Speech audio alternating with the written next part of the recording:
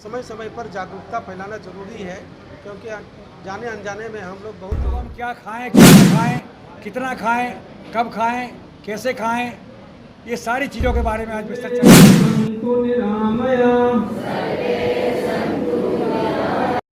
विश्व हेपेटाइटिस दिवस के अवसर पर शुक्रवार को राज नर्सिंग इंस्टीट्यूट एंड पैरामेडिकल संस्थान के सभागार में एक दिवसीय सेमिनार का आयोजन किया गया।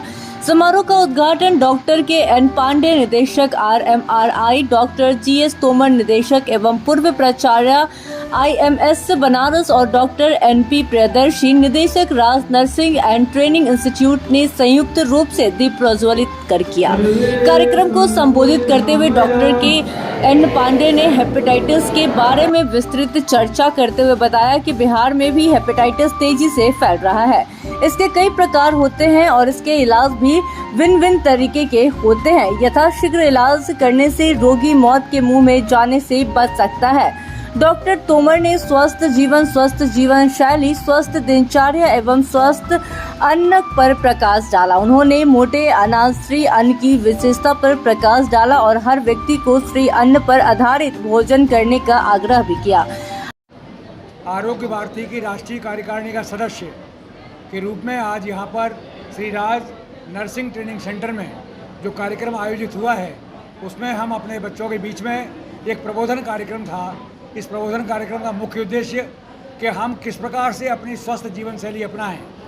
हमारी भारतीय संस्कृति में जो हमारे खान पान, आचार विचार, रहन सहन के बारे में जो जानकारी दी गई है, जिसके प्रति आज संपूर्ण विश्व का आकर्षण बढ़ रहा है, तो लोग हम क्या खाएं, क्या ना खाएं, कितना खाएं, कब खाएं, कैसे खाएं, ये सारी चीज़ों के बारे में आज विस्तृत चर्चा की गई और बच्चों को जानकारी दी गई। दूसरी महत्वपूर्ण बात, ये 2023 को हमारा भारतवर्ष ही नहीं, संपूर्ण विश्व अंतर्राष्ट्रीय मिलेट ईयर्स बना रहा है, जिसको कि मोटा अनाज कहते हैं। इस मोटे अनाज को हमारे यशस्वी प्रधानमंत्री महोदय ने श्री अन्न नाम दिया है। ये श्री अन्न का मतलब होता है जो अन्न आपके स्वास्थ्य की समृद्धि के साथ साथ आपको समृद्धशाली भी बनाए, इसलिए इसको हम श्री अन्न कहते हैं। ज्वार, बाजरा, रागी, सावा, कोदो, कुटकी, कुट्टू, चना, रामदाना, ये सारे जो श्री अन्न हैं, मोटा अनाज है, ये हमारे स्वास्थ्य के लिए बहुत लाभकारी हैं। इसका बच्चों को जानकारी दी गई। ये कम से कम समय में फसल तैयार हो जाती है, 50 से 60 दिन में। इनके अंदर फर्टिलाइज़र की ज़्यादा ज़रूरत नहीं होती, इसलिए ये हमारे वातावरण और पर्यावरण को शुद्ध रखते हैं। साथ ही साथ पानी की कम से कम आवश्यकता होती है। 1 किलो बाजरा में 40 गुना कम पानी लगता है चावल और गेहूँ से। दूसरी महत्वपूर्ण बात, ये बंजर भूमि में पैदा हो जाता है। इसमें कीड़े मकोड़े नहीं लगते, इसलिए लंबे समय तक हम भंडारण कर सकते हैं। इसके अंदर फाइबर बहुत मात्रा में होता है, रेशा, जिसकी वजह से हमारी आंतें स्वस्थ रहती हैं। इसका ग्लाइसेमिक इंडेक्स कम होता है, तो मधुमेह के रोगियों के लिए ये अमृत के समान काम करता है। और इसी प्रकार से ये कैल्शियम से लेके माइक्रो और मैक्रो न्यूट्रिएंट्स में बहुतायत में पाया जाता है, इसलिए हम तमाम बीमारियों से अपने आप को बचा सकते हैं। इस समय G20 देशों की हम अगुवाई भी कर रहे हैं और मिलेट ईयर होने के नाते भारत इसकी अगुवाई कर रहा है। तो हम जो चाहते हैं कि हर थाली में हमारा मोटा अनाज आए, जिस मोटे अनाज के माध्यम से हम अपने आप को स्वस्थ रख सकें, हमारा परिवार स्वस्थ रहे, हमारा ग्राम स्वस्थ रहे, समाज स्वस्थ रहे और हम स्वस्थ राष्ट्र की परिकल्पना कर सकें। राष्ट्र स्वस्थ रहेगा तो संपूर्ण विश्व के हम स्वास्थ्य की कामना करते हैं। हम वसुधैव कुटुंबकम हमारे लोग हैं। हम परिकल्पना करते हैं कि सभी सुखी रहें, सभी किसी प्रकार से रोग से पीड़ित ना हो, सब समृद्धशाली बने। यह भारतवर्ष के स्वास्थ्य की परिकल्पना है। इसी भावना के साथ आज हम एकत्र हुए।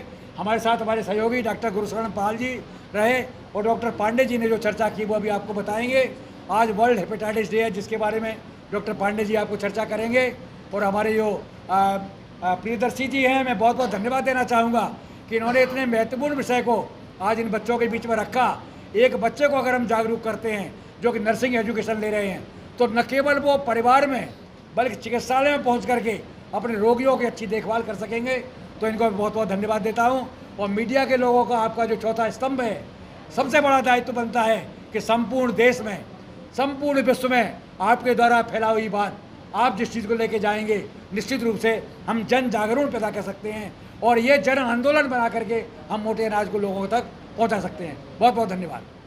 व्यवहार बहुत विकृत हो चुका है, जिसको समय समय पर जागरूकता फैलाना जरूरी है, क्योंकि जाने अनजाने में हम लोग बहुत प्रदूषित खाना खा लेते हैं, प्रदूषित भोजन कर लेते हैं, जिसके कारण हमारा लीवर को भुक्तभोगी होना पड़ता है। तो उससे बचने के लिए आज हमने जो ये कार्यक्रम रखा था, इसमें हेपेटाइटिस डे के उपलक्ष्य में ये कार्यक्रम रखा गया था, और जिस पर हेपेटाइटिस बी ना फैले, हमारी स्वस्थ जीवन शैली कैसे हो, हम कैसे स्वस्थ रह सकते हैं, इस पर पूरी परिचर्चा आज हमारी केंद्रित थी और इसी पर हम लोग चर्चा किए हैं। हमने अपने सारे बच्चों को यही बताया है कि लीवर को प्रोटेक्ट रखना कैसे ज़रूरी होता है। लीवर हमारा शरीर का अहम अंग है और इसको अगर हम सही सलामत रखेंगे तो ये हमें सही सलामत रखेगा। तो इसको सही सलामत रखने के लिए स्वस्थ भोजन करना चाहिए, स्वस्थ दिनचर्या का पालन करना चाहिए और स्वस्थ पेय लेना चाहिए और अनिद्रा से दूर होने चाहिए। हमें स्वस्थ नींद लेनी